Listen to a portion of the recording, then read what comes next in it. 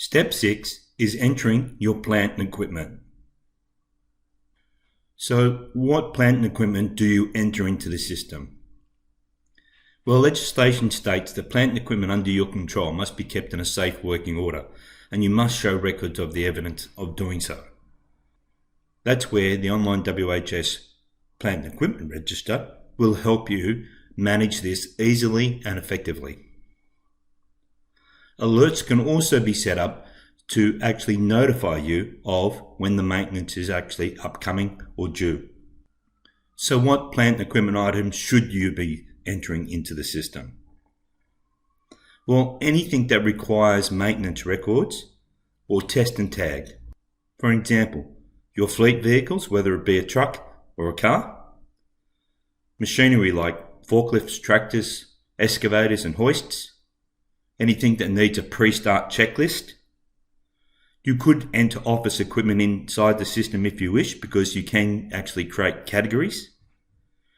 Electrical equipment that needs test and tag.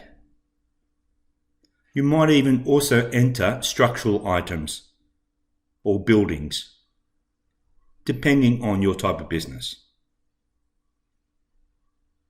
So let's enter a plant item.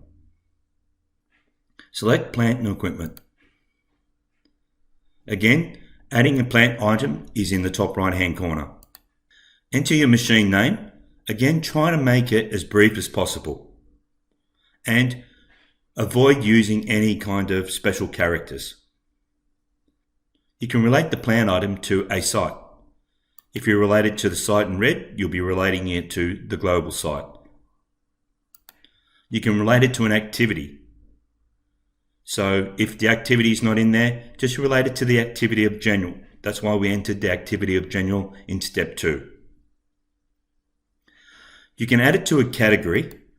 We have preloaded some categories, but you can actually add your own categories or take some of these categories out.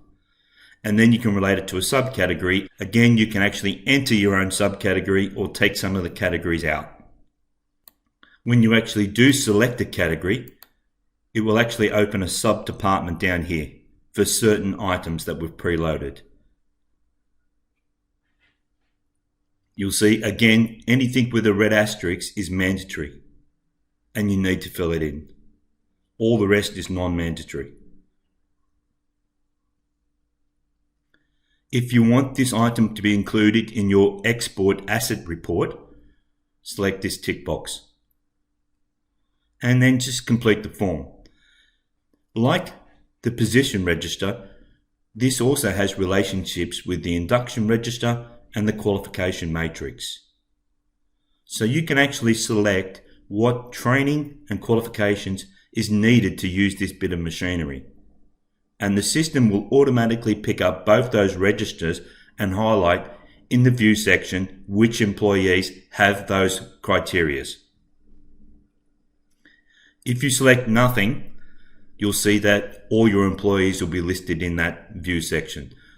So it's a good idea at least you select something, especially if it's something like a forklift and they need a forklift license. You can enter all these. This is just for your asset report.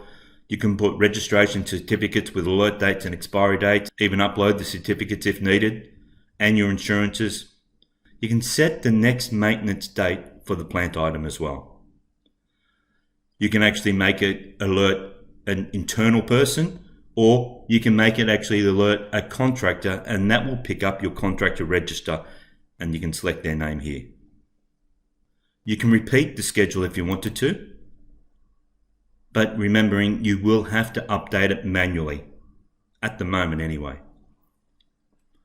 You can have a review date, and that review date is to make sure that this plant item is still, say for example, operational in your facilities. You can upload an image. You could also set an email alert up here, or you can set up an email alert in the alert register.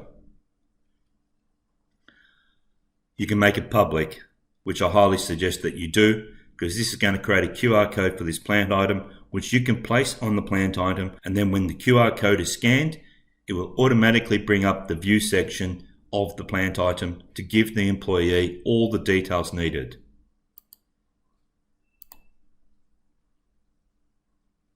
So if I select the View section, it has created a QR code, even with the name of the plant item on it. You could put that on the bus, they scan it, it'll bring up all the information of that plant item. One of the major features of this QR code is that if you have built a checklist and related it to this plant item, the checklist will be seen here. So all they have to do is click that button to take them to the checklist. But they can log an incident, log a hazard, see all associated hazards previously to this machine, any incidents involved with this machine, and any previous maintenance, as well as all the log down here, including the checklist that you've actually done and related it to this plant item.